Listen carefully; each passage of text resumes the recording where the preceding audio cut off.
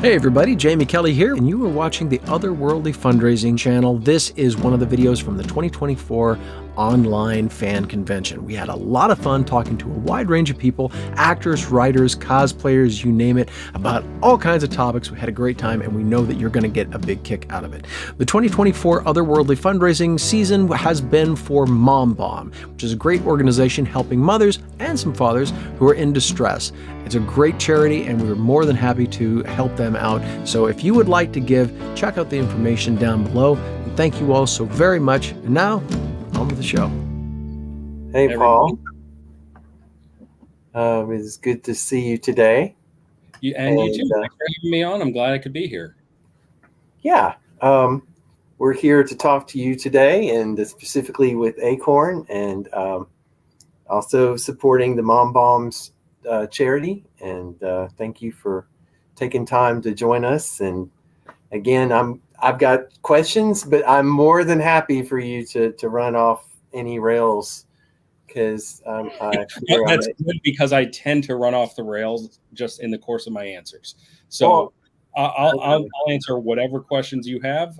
Might not be the most direct answer, but I'm happy to. No, I think it's all good. It's all good. So, all right, I'm going to start maybe with the softball question, but what are your earliest memories about making art? Oh, making art. That's, I mean, I remember coloring things badly when I was in kindergarten. That counts. But no, I'm, when you say art, of course I know intuitively writing is also art. I think of more of drawing, especially in the realm of comic books. I think of the line artists, the inkers, the colorists, the letterers. I think of those folks as the artists, whereas I'm the writer, and I'm thinking of myself almost as, well, I'm just here to kind of get things in motion. Well, I think all art is usually is a term I throw on everybody. Right. And again, I know a lot of people would give me a little bit of side eye for implying writers aren't artists. Writers are artists. Everyone involved in it is an artist. So back to your original question, like I said, I'll go off the rails a little bit. I remember, obviously going up through school, but really when I started in high school, like a lot of high school kids, I started writing a lot, whether it was really bad poetry, really bad song lyrics. And what I ended up remembering a little bit more was not too terrible, I don't think, short stories that I would start writing. And so that was something that I really enjoyed, and I kept up for a little while. And then once you got into college and after college, it sort of dropped off because there wasn't a whole lot of spare time for it. And, life gets in the way, and that wasn't what I was doing professionally. So it took me a while to really get back into it after that. So what influenced your writing early in your life? What kind of things were you? So early on, the earliest would actually be comic books. And I'll say, as a writer, everything around you influences you, whether it's other forms of writing, whether it's television, movies, just interactions with interesting people. It all kind of comes together into the stories and the characters that you're putting out. As far as writing goes, the first authors that I would really read, fairly religiously, would be Stephen King and Isaac Asimov. So definitely going off on some deep, fantasy and sci-fi themes, which I've started kind of continuing through with some of my writing now, but also comic books. And when I was really little, that was something, and really the first time I fell in love with comics, and I think there were probably two distinct points in my life where I can say I fell in love and then fell in love. But the first time was when I was a kid, and starting before I could read, my dad would buy the Justice League comics, the Superman comics, and eventually the Batman comics. And he'd read them to me. We'd sit down and read the comics together. And that we kept doing that just as something we did together, like, frankly, way past the point where I could have read them myself. But it was something that as a child I still enjoyed sitting there, snuggling up against my dad and having him read it to me. And then again, as I kind of got older, I remember when I was in college, I think, I picked up a couple of the Incredible Hulk novels that Peter David wrote. And then that led me to the graphic novel that he did with George Perez, which was Hulk Future Imperfect. And that got me really back sort of into the medium a little bit. Then that kind of got just, taken 10 levels higher after I met my wife, after I graduated from law school several years later. And she was involved in the convention scene and was actually friends with many people in the industry that I started getting to know as friends first. And, that kind of got me into it because I was like, well, I've got all these friends writing all these incredible things and drawing all these incredible things. I should probably read the things that they're making. that would be the polite thing to do, support your friends. Yeah. So that got me back into it over those years. So would you say you were pretty good in English class then as a kid, or was your writing good for that? Or? I was good at the writing part. Oh.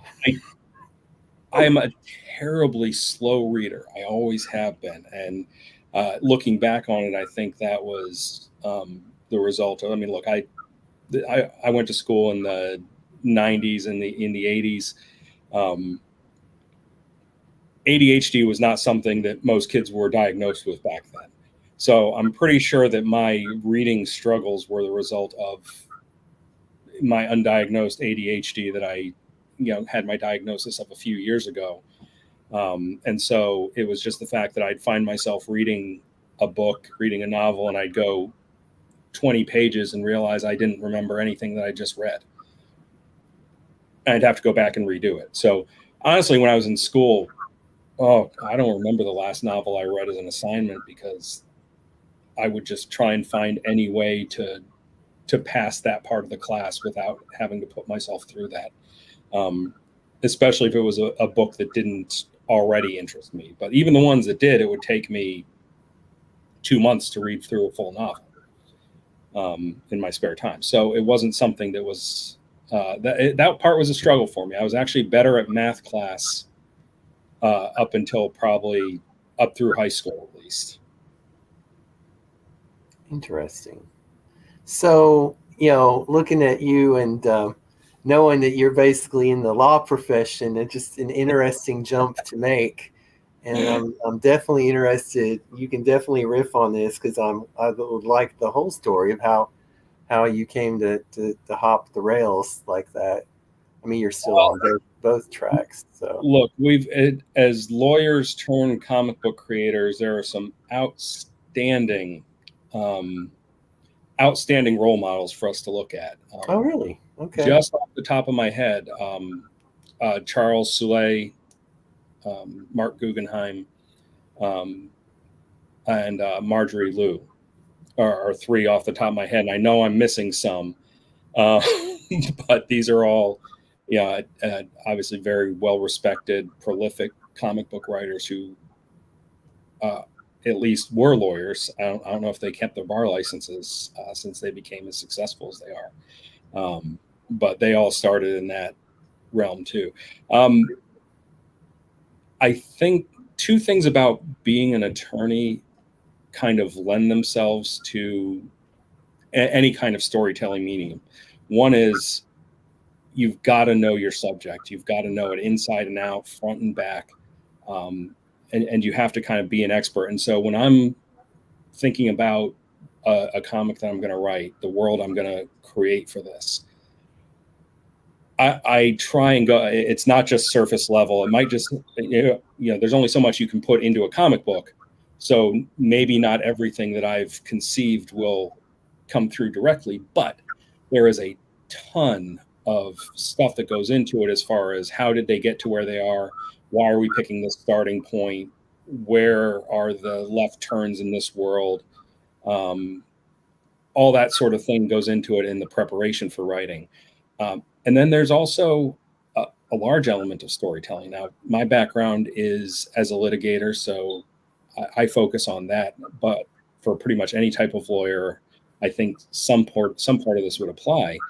And that's that, hey, if I'm presenting my case to a judge, to a jury, to whomever, even to my own client,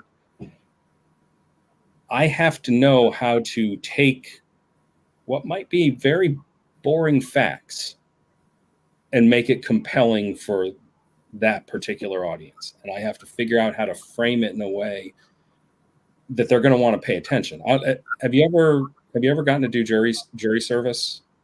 Like, have you ever? No, I've gotten to the point where I'm almost picked, but I've not.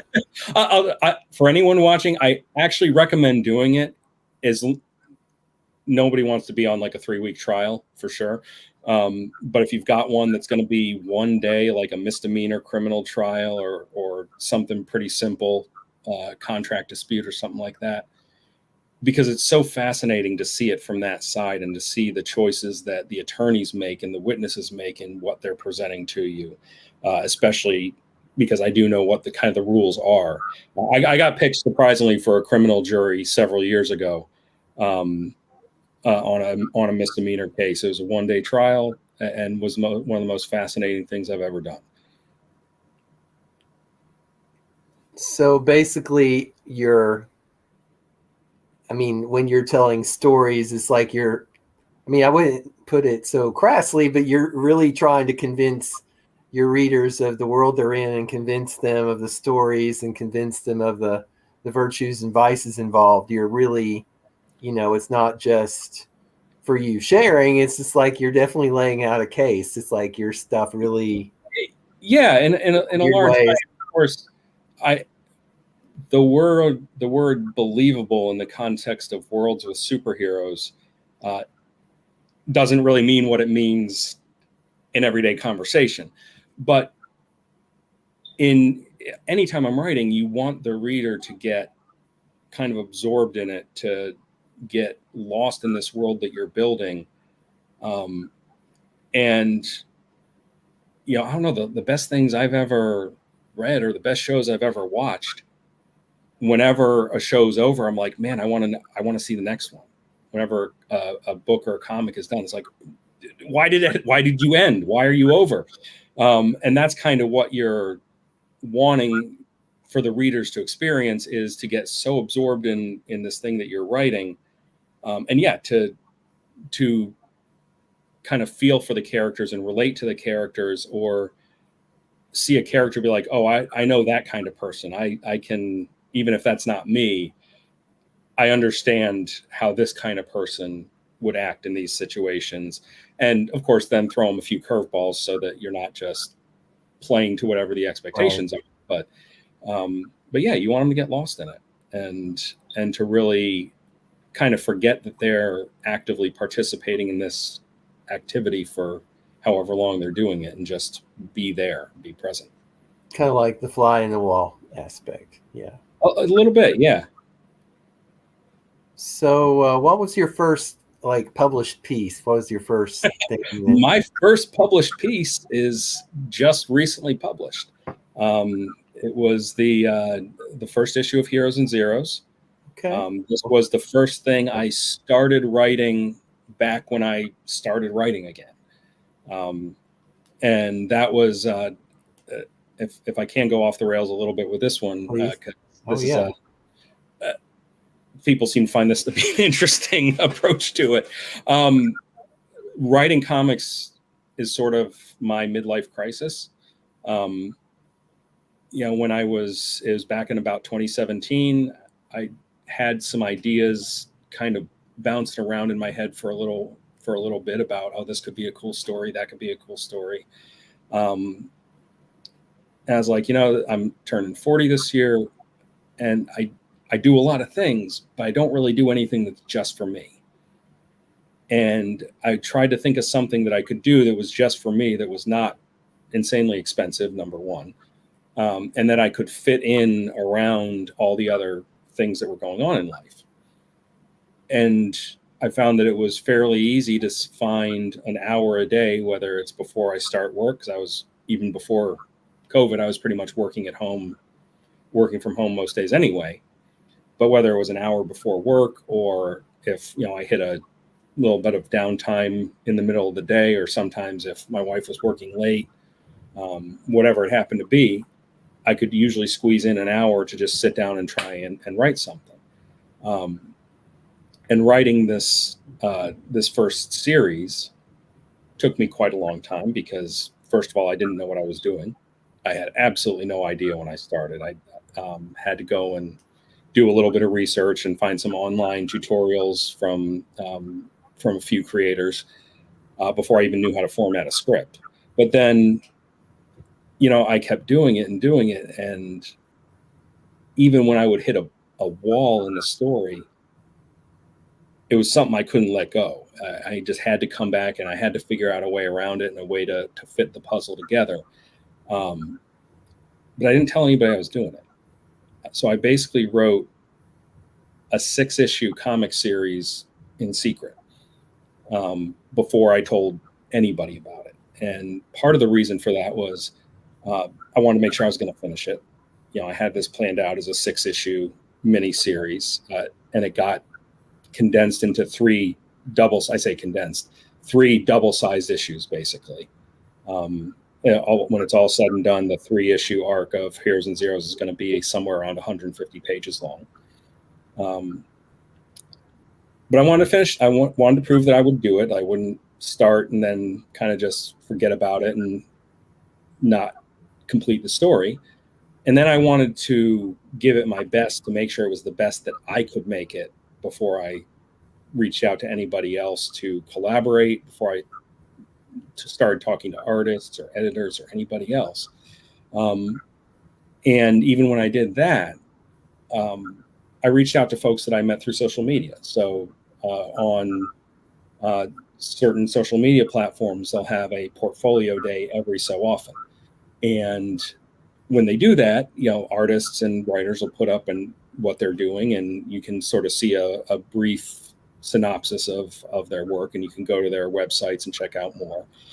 Editors will post, and that was, I think, the first person I showed the script was Devin R. Scott, who's the editor for Heroes and Zeros. And he gave me a lot of great feedback and a lot of good ideas to sort of tighten up the story before I ended up finding the artist co-creator, and that's Casey Quevedo. But I had never met either of them before I reached out to start doing this. And eventually, when I was finally ready to start talking about this and planning the Kickstarter and all that,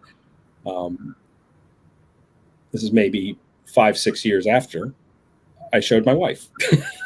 I said, "Hey, can I show you this?" And I had printed out, I think it was the first 6 or 7 pages of the comic that Casey had drawn, and we had the colors and the letters back for, and then the rest of the script. And she's like, "Oh, this is cool. Where'd you get it?" It's like, I did that.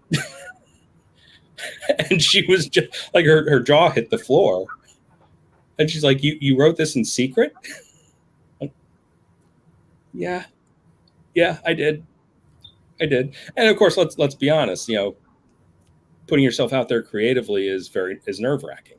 The fear that you're going to put all this effort into something and people aren't going to like it is ever. And then notwithstanding the spouse angle. and then when it's your wife, and your wife, who again, is frankly an expert in the comic book field.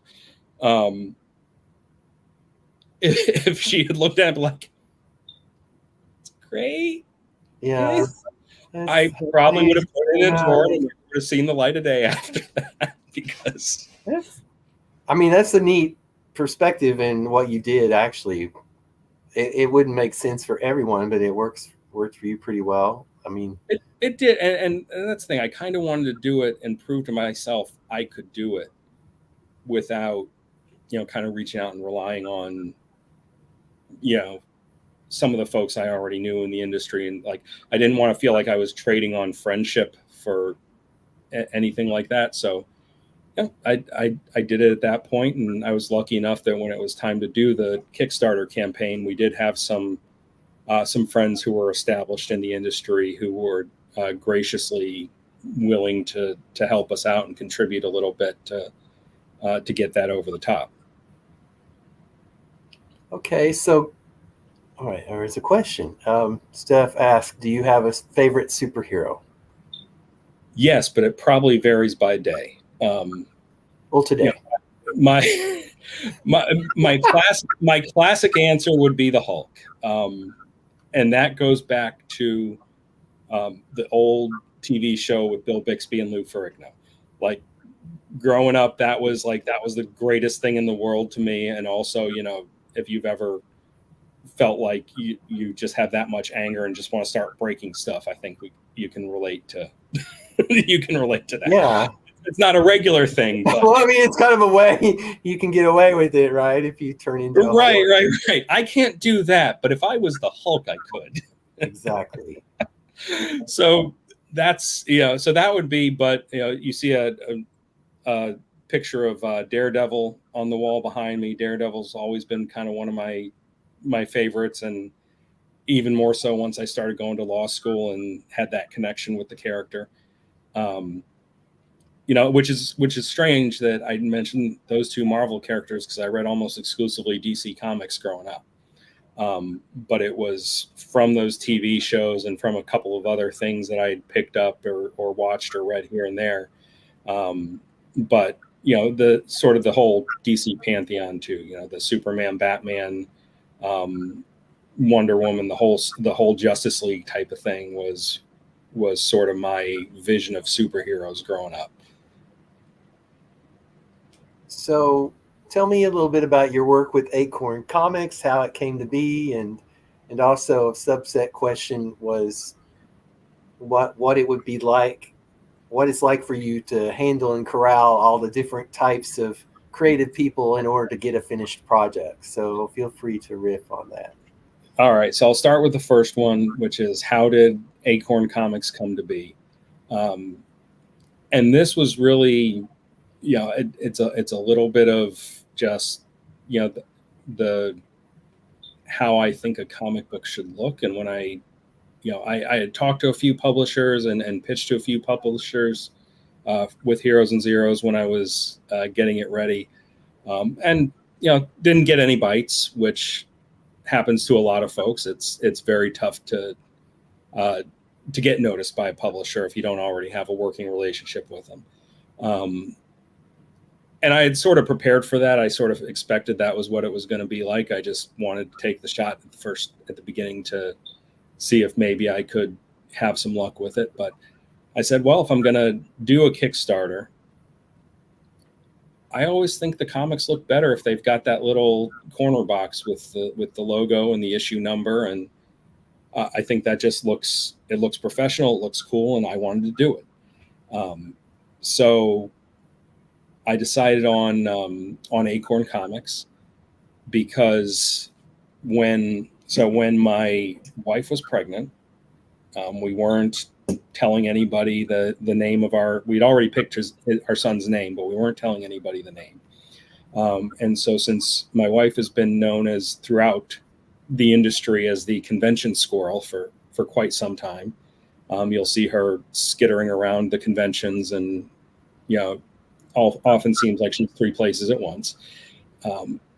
Well, since she was the convention squirrel, our friends started calling him the Acorn. And so that nickname has kind of stuck for him, even now he's almost 5 years old now. And so that's where Acon Comics came from. Oh, that's really cool. That's really neat. Shout out to my wife and my son. The logo has a squirrel as well, kind of holding open the comic with the acorn in it. So that's where that came from. As far as as far as wrangling everybody, I think I've been fairly fortunate because the folks that I've been working with, and fortunate in a couple of ways. Number one is I've never had more than two projects going at once. So, it's not like I'm some editor at DC who's got however many books to deal with, creative teams all over the world that they're trying to get everything from and coordinate from. Since I'm the writer, it goes to the artist whenever I'm ready to have it go to the artist.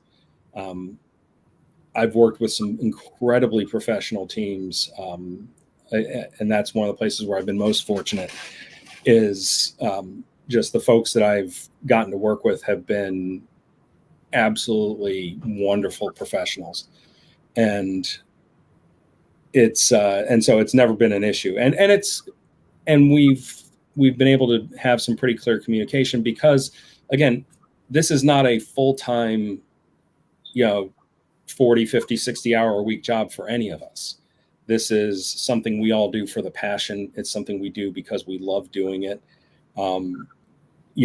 Obviously there's a hope that we're going to be able to make some money off it at some point.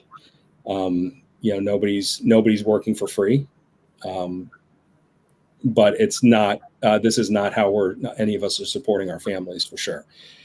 So we have a little bit more flexibility. If something comes up with someone on the team, all they have to do is say, hey, I know I said I'd get this to you next week. Is it okay if we push that out a couple of weeks? No problem. And same thing. I mean, there've been times where I've gotten behind on things where I've expected to have it out to somebody, and for one reason or another, I just haven't been able to meet that, and I pushed it out. But because we're not, because we're doing all right. Well, like I say, right now we've got one book out that was through Kickstarter. It is going to be up on our website soon, but we're not trying to hit a monthly schedule with anything. It gives us that flexibility to just kind of allow life to happen. And, hey, we're all humans first. We're all here trying to do something we love. But if we can't take care of our families, the thing we love is not going to get the attention it deserves. So that sounded really bad because I'm sure we all love our families as much or more than we love comics. But I think you know what I was saying. No. I don't know. Okay. To the audience, it's like to come out. Oh. The views of the views do not express the views of the management. No. That's I'm teasing. Families are always going to take priority. I'm always going to choose my family over anything. I'm going to choose it over my legal job. I'm going to choose it over comics. They come first always. So yes, that's the view I take, and that's the view I assume everybody else takes. So you need more time because you got family stuff, or just because you need more time for you. Do it. Take care of yourself. Take care of the people you love. We'll get back to this eventually. So do you guys meet over Skype or Zoom and a bunch of little panels? Like somebody says, I think that should be a full page spread. And it's like, I don't like the size of that type. And not yet. No. And again, a lot of that comes down to it being that I'm sort of I'm sort of making all the ultimate decisions, but I'm trying to give everybody else as much creative freedom as I can. So if there's a question about something with Casey or with Dee, who's the artist on The Olympian, which is one of the books we have coming out next year, I'll send them the script. They send me the artwork. I'd usually tell them, hey, the script is, as far as the panel layouts and the actions, take it as a suggestion. If you think it's going to work better to get from point A to point D, doing something different, do it. And if they send me back something that's different from the script, I'll either say, oh, wow, that's much better than what I had envisioned. Excellent job. In fact, that's usually what I end up saying. And on the occasion where I might not quite get where they were coming from with it, we'll discuss it, whether it's text or email, some sort of, usually digital. I mean, rarely we've ended up with phone calls, and that's usually when we have some of the big planning discussions. But that's it. We go back and forth. and I've got great working relationships with both of them. So, look, I brought them on with these projects because I trust them. They're fantastic storytellers. They know how to tell a story in pictures, which is what you need in a comic book. That's what comic books are. The words and the plot are great, but if you don't have that beautiful artwork telling the story, it's not a comic book. So, usually if they have a different view on it or they think it's going to work better a different way, I'm going to trust their expertise. And if not, sometimes I'll say, hey, I really think we should do it this way instead. And again, we'll talk about it, and they've always been good about going with it. So it hasn't been that difficult communicating or getting that back and forth with the creative process. That's really cool. That's good. I'm glad. Like I say, I'm just saying, it's like that might be one of the reasons I love doing this so much. And I've told people before, like, look, I'd love to break even making comic books. If something hits big and suddenly I'm making money off it, great. I'm not going to say no to it, but I don't know that I would ever want it to be my full-time job, because a job is a job. And then you've got all these other factors coming into play. And even if you're still the guy making the decisions, then it's a lot more serious about the decisions you're making how it applies to the other folks you're working with, because then it's their career and their profession and their life too. Right now, it's something we're doing on the side because we love doing it.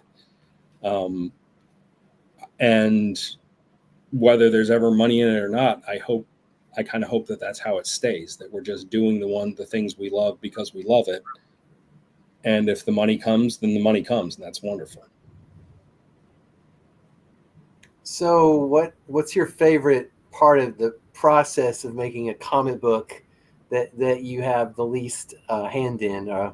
What's the thing that's not your aptitude but that you would want to be? I don't know if there's any part of it that I would want to be. You don't have a secret desire to color things? I don't. I really don't. And the fact of the matter is, if you did, you can learn. You can do it. And that's if you want to draw comics, pick up a pencil and paper and start drawing. And to get to the point where you're that proficient, it takes a lot of time and a lot of practice, but you can do it. Same thing. But there's also the truth of the matter that sometimes in life there's things you just won't be able to do. Like me working on a modern car, it's kind of like, I could try, but let's just skip that. I know I'm never going to put in the time and effort to be a good artist or a good colorist. I know that. I think the thing that my favorite part of it is kind of getting that artwork back. The first time you see a page that you wrote drawn out panel by panel, there's just something special about it. And every single time, I can't tell you how many pages I've gotten back where I get a page back. I'm like, oh, this is my new favorite page. And then 2 weeks later, this is my new favorite page. And then it keeps going back. And it's just that experience of, wow, this was in my head. And then I put it on paper, and then I put it in words. And then this other person just magically made it real. And it's just amazing getting that and being able to see that for the first time. Definitely. It's like the combination of all the different things coming together and making something greater than anything by itself. It's pretty neat. And that's something I love too, is the collaboration and that aspect of making the comic, because you can focus mostly on the thing that you are good at. And I'm good enough I know enough about art. Let's put it that way. I'm not good enough at making art, like drawing or anything like that. But I know enough about it, and I've seen enough art that I sort of have a feel for, when I see a panel or when I see a page, is like, is this working the way it should? And being able to have that discussion back and forth of, hey, I feel like something might not be quite right here. Is there something we can do with it to, Oh yeah, a vision, like an artistic vision, is something. Right. And look, more, like I say, with some of that back and forth, more often than not, I'll get the page back with a different panel structure or something like that, and I'll be like, this is much better than what I had in mind. Now I have to go back and adjust the copy. I'm because you keep an open mind, and that's really an excellent thing to do. Well, hey, if I could draw it myself, then I just make it myself. But it has to be collaborative, and that's that's why you'll see, and pretty much any comic that I write, you're going to see the main artist credited as a co-creator, because I can't draw those characters. I can't draw those scenes. I can't draw those, I can't draw any of it. And it wouldn't be what it is unless you could. So, that's, as far as the creation of it, whether I came up with the initial story idea or not, we're partners on this. This is not a hierarchy, a creative hierarchy of any sort. Very good. Well, looking on your website, okay, we have a question first. Yes. Okay. Do you keep up with any comics currently? I will answer that, but before I do, I just, I want to take a cue from the previous guest. I've not yet said, hey, look at that link. People, go donate. We're here to raise some money for MomBomb. Let's do it. Let's put some money, go to that link and put some donations in. Definitely so. Okay. All right. Do I keep up with any comics currently? I've focused a lot on indie comics over the last several years, and part of that was because I had started writing and I kind of wanted to see how it was done. I wanted to see how it was done from that perspective, and how people were putting their comics together and putting them out there and getting them directly to people. So it's, with that being said, it's more, I follow more often creators than I do specific titles. And I'm usually a few months behind because I tend to prefer reading the trade paperback or graphic novel version as opposed to the single floppy issues. That's just, again, and I that's how I consume more so. And if I read something, I'll have to go read it again by the time the next one comes in anyway, or else I'll forget half of what happened, and the next one might not make as much sense. So for me, it's better to wait until there's a collected edition before I go get it. And there's so many talented creators out there right now. There, some of the ones that I do follow a lot as far as writers. There's not going to be too many surprises here, but Tom King, Gail Simone, Tom Taylor. You even go to Brian K. Vaughan is one of the best out there, and many others. So don't think that me not saying a name here doesn't think that they're fantastic or not somebody that I follow. Those are just a few of the ones that come to mind right off the top of my head. And then there's a bunch of really fantastic indie creators out there.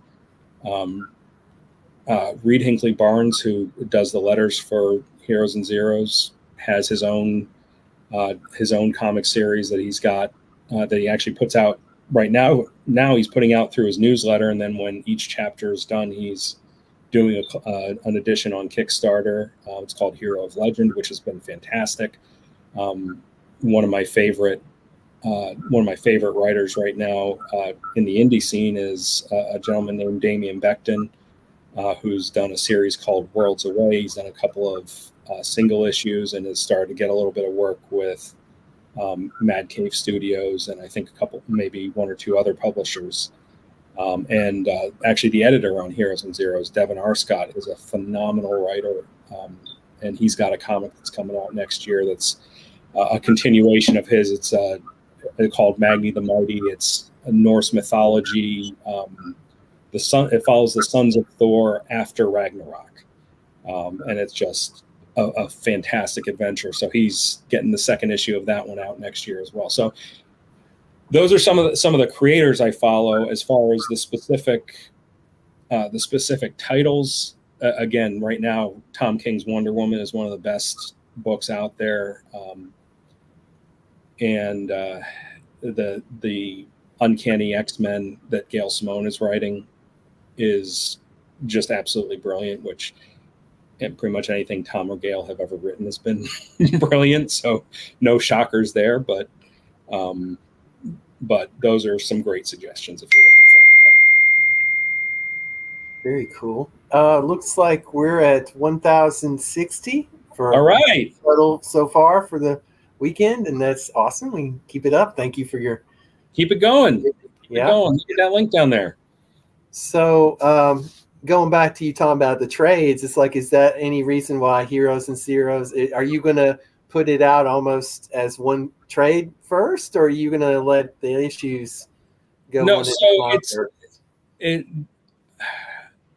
the formatting of it was one of those things that, like I said, I originally wrote it as 6 issues, but I was a little bit torn because, again, one of the things people tell you when you start creating something, whatever that is create the thing you want to see. And I was thinking of sort of my own reading habits, and like I tend to prefer longer format collections. But the reality of it is I'm not some name that people have already been following. I'd never written anything before this.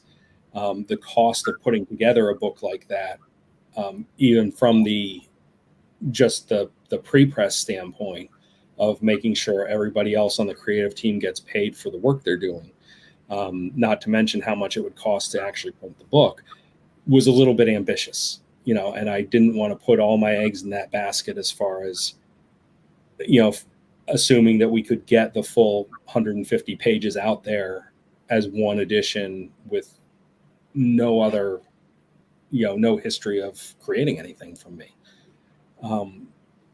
So I ended up kind of with a compromise of doing the 3, the first 2 issues are 46 pages, and each one then has a 2-page bonus story. And the third one is going to be, I think, a total of 54 pages, not including any bonus story. So that's kind of how I ended up with it is, I wanted to be long enough that, especially going through Kickstarter, that people wouldn't get it and be like, oh, I don't want to wait another year for that, not knowing me, not having a track record, and risk losing that audience. But I felt like I could really easily format it. I had to move a few story elements around to fit it. But I think it ended up going pretty well in this format with the 46-page blocks. Now, when everything's done, we'll absolutely put that together as a collected edition. I'd love to be able to do it as a hardcover with maybe some extras added in there. But in the meantime, I started the second book, which was The Olympian. That's the one that D Fish is working on with me, and we're making some good progress on that. So that's actually going to be the next one that gets published, and then Heroes and Zeros 2 is going to come out probably a few months after that one. So, okay, on an aside note, we have 3 MomBomb gift sets that people will get for donating $50 or more at a pop. So just want to throw that in. And then I went and I read your the first few pages on your website of Heroes and Zeros, and I think it's really cool. And it combines like so many other different elements of things. But as I think about how it's making me feel so far, it's like dystopia with a heart of gold kind of thing. That is a fantastic way to put it. And it's no, I've never actually thought of it in that from that perspective, but that's a fantastic way to put it. because I didn't want to do another the future is horrible type of story. I feel like and don't get me wrong, I love some great dystopian fiction, and there's some great stuff out there. I do too, but I mean, sometimes it's just the world is kind of weary of it. So, but it's like you've got both things. And I think one of the things that I bring with me, and possibly because I did have that big gap in not only in my comics reading as a consumer, but also in my writing, where there was probably a good 15, 20 years between writing anything, at least anything creative. I wrote a lot of stuff for law school and for court briefings, but nothing particularly creative or no fiction. But I've always loved the optimism in the superhero world, and I've always loved that perspective on it. So that was sort of what I wanted to bring to it. And so I started envisioning what this world is like. And, since you reference it, the setting of this story, for anyone who hasn't read it, who's watching, is we're set several hundred years in the future. And it's a world where, kind of you take the X-Men premise of, people started evolving to have these powers. And what does the world look like then in 500 years, if that's the next stage of human evolution? And I envision this world where it's kind of flipped from the superhero worlds we see presently of majority of the population is powerless with a few protectors and a few villains, to where most people have powers. And what does the world look like in that situation? And I wanted it to be this world where, you know what? A lot of the problems might have been solved. There's a lot of things that are better. There's a lot of things that are being done better. But then you still have this part of the population that's been forgotten, that's sort of brushed aside, and is considered, frankly, useless because they don't have any powers or any abilities. And so the story then focuses on those folks, the Zeros, and thrust them into this, thrust them into danger, into this adventure that they probably wouldn't have chosen if they'd known what they were getting into, and sees how they navigate it, and ultimately kind of the underdog story of them trying to show the world that hey, we still belong too. Well, that's why, and I really like the one person that came to them kind of on the sly from the system and saying, need help. And then one of them was saying to the three, it's like, well, why are we, you don't trust this? And say, well, maybe they trust the content of our character. Basically, they trust, even though we don't have any powers, we're going to do right by this. And then coming back to the idea that being a superhero, it's like not like with Clark Kent and Superman. It's like the man that the Kents raised truly is the base of the hero that could have the powers and actually make the best difference in the world. So right. Just like many things about making a comic book, you need the pictures and the words and all. With the hero, you need an ability combined with the heart and a compass, Right. And the fact of the matter is, and you look at some of those characters, and you have that still. You have some of these folks with the powers who still do have that character and still do have that compass, but they're still part of that system, and they still do have those advantages that they might not necessarily recognize if they're just looking at it on their day-to-day lives, or recognize what kind of impact it might have on someone who's not in their situation. I definitely think it's a wonderful take that you're doing, and I'm definitely interested in reading the rest. So, well, thank you. I appreciate that. I'll make sure I get that. And while I'm thinking about it, you should come to Metropolis, Illinois. We have a nice artist alley. It's like it's a county fair and a comic book convention rolled into one. It's very, it's low key. It's fun, but there are people there that definitely appreciate things like that. And what you're doing is something I think that would fit the scope of what Metropolis represents. So. Oh, thank you. I would love to get me some information if I can make it happen. I'd love to. I'll do that. And we have a question from Steve Fisher. Will I be able to order Acon Comics from my local comic shop? Are you going to do a distribution? Maybe. So, not yet. We're not with any of the. We're not with Diamond or any of the other distribution systems.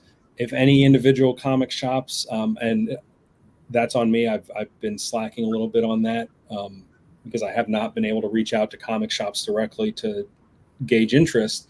I would love to. I'd love to have the book in comic shops. For now, it's going to be available through our website. We're actually putting the finishing touches on the online store, and that's going to be opening up for general public on October 1st. And there will be digital copies available. There's going to be copies of the print run, the overrun from the Kickstarter campaign.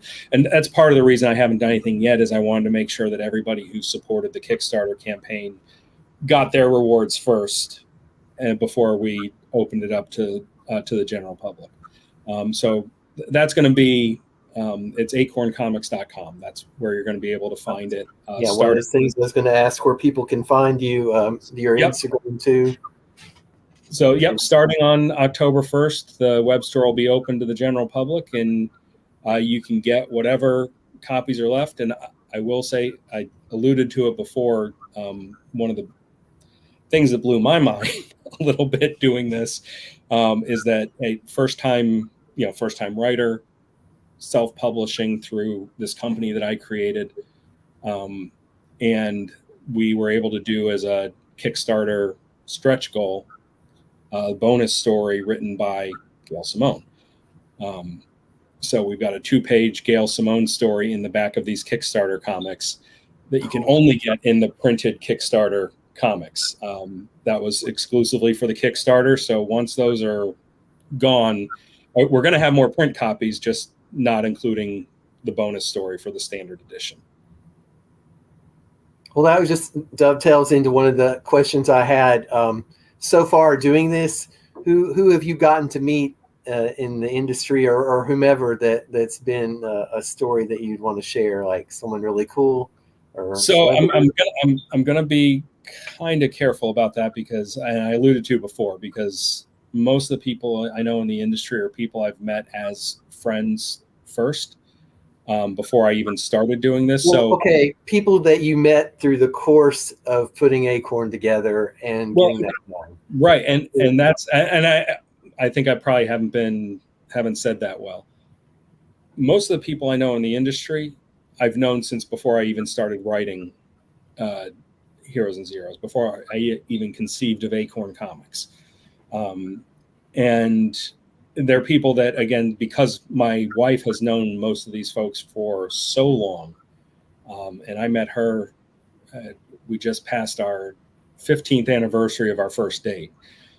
So, and I think it was shortly after when she took me to my first convention. So with those, most of the people I know in the industry are people that have been friends for years. So it's nobody that I've really met because of this. But it was, I was fortunate that I was able to reach out to some of these folks, like Gail, and say, hey, if we can hit this goal on Kickstarter, would you be able to do this extra story for us? Or Tom Rainey, who did one of the variant covers for this first issue. Cami Garcia, I think, was the first pro to actually see the script and gave me some just absolutely phenomenal feedback, not only on the script itself, but just on how to kind of present it when we were looking to pitch it to other publishers. And beyond those three, just so many other people that I've talked to about that have just been big cheerleaders and hugely supportive. And that's one of the things I love about the comics community, is with exceptionally extremely rare exceptions, they're nice people. These are the people that, as a nerd growing up, you would have been hanging out with anyway. And most of them want to see everybody succeed. They want to, like, hey, you want to do a comic? Do a comic. Hey, how can you need some advice? You want me to, like, they're just so freely giving of their time and their knowledge to people who will ask. And that was one of the things that I was, again, able to have so many of my friends just kind of jump in and, even if it was just sharing the link to the Kickstarter when that was up. I'm terrible at social media. I have very, very minimal social media followings on basically any platform. But these folks, by virtue of some of the high profile things that they've worked on, also just by being interesting people, have been able to, gather a whole lot more of a following. And when they put it out there, like, hey, support my friend's comic, be surprised how many people do. And, yeah, I mean, and you'll be able to turn a favor around for other people eventually too. You'll be able to use your platform to support people and grow. I really hope so. Like that's one of my goals in doing this too, is, again, I've been very fortunate in a lot of ways, throughout my life. One of the things I'm fortunate about with making comics is I don't have to make comics. I don't need this as to support myself. But, if I'm working with somebody and I can pump them up and help get them in front of some of the people that might be able to change their life for the better or help them out, you better believe I'm going to do it.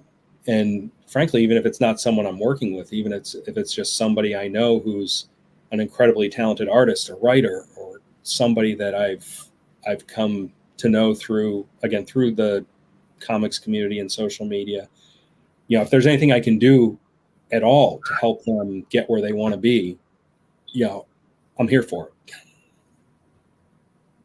Very good. Very good. So just a random question that I would throw out to writers and stuff, and you can say what you want about it as we come to the end. How do you feel about AI software? No, absolutely not. Okay. Never. And I'll expound on that a little bit. Well, we have 2 minutes and okay, go. Okay, I'll do as quickly as I can. So the generative AI, now I'm not talking about stuff that's like summarizing meeting notes or spell check or things like that could technically be called I'm talking about the generative AI software. Was absolutely 100% built by stealing artwork from creators, by using their artwork to try and put them out of business without their permission, without compensating them for it. As an attorney, I would be shocked if the companies that are currently being sued for that don't lose in a massive, massive way when those lawsuits finally play out. But that also goes to me for writing, because, and you've heard some of the executives talk about in these trials and the depositions. Well, if we could only train on public domain art, public domain writing, well, it would just be a terrible product. We wouldn't be able to put it out there. We have to train off of the copyrighted, and they don't use the word stolen, but the stolen material. And I say, well, that's more of a you problem than an us problem. That still doesn't give you the right to steal it. So it's a hard no for me. I won't use it. I won't work with anyone who uses it until they solve the ethical problems. It's a non-starter. That's interesting. But the fact that the thing you brought up about public domain, I'm like thinking like things like Charles Dickens' The Tale of Two Cities or the Mona Lisa or something like that. Those kinds of things put into a hopper should create some interesting output. It'd be interesting to see that those people wanting the things that are modern era, it shows their greed. I mean, like Right. just imagining, you know, I mean, and that's not, that doesn't even touch on the environmental things that we're hearing a little bit about, but I'm sure I think is being kept out of the public discourse. But you know, just the amount of energy and the amount of that they're using to try and run these programs is mind-boggling. I think I want to say I saw something about a Microsoft AI, I think, article about how it's forcing a nuclear plant to have to fire up more just 3 Mile Island capacity. Yeah, they're reopening 3 Mile Island, or no, not three, maybe something. Yeah, and that's scary. One of them had one of those big disasters back. Right, and just so you could have your random internet romance generated stories, but right, not cool at all. And it's crap. It takes all the soul out of art. You know, it's just regurgitating what other people have done. Why would you want that? Well, that's true.